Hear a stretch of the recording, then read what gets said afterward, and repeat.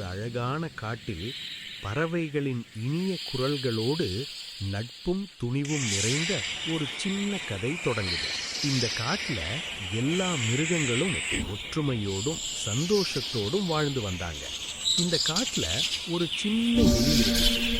உடம்பு ரொம்ப சின்னது, ஆனா மனசு ரொம்ப பெரியது. அது எல்லாருக்கும் உதவி செய்யும் நல்ல எலி. ஒரு நாள் பெரிய யானை காட்டுக்குள்ள நடந்து வந்துச்சு. சின்ன எலிய பார்த்து சிரிச்சுது. நீ இவ்வளவு சின்னவன், உன்னால என்ன செய்ய முடியும்னு கிண்டல் செய்துச்சு.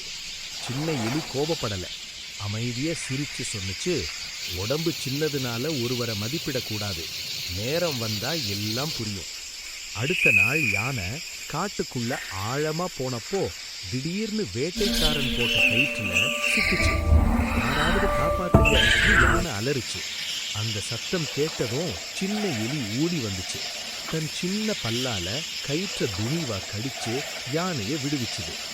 விடுதலையான யானைக்கு கண்ணுல கண்ணீர் வந்துச்சு. என்ன குறைச்சு நினைச்சது என் தவறு, என்ன மன்னிச்சுடுன்னு மனம் திறந்து சொன்னுச்சு. அந்த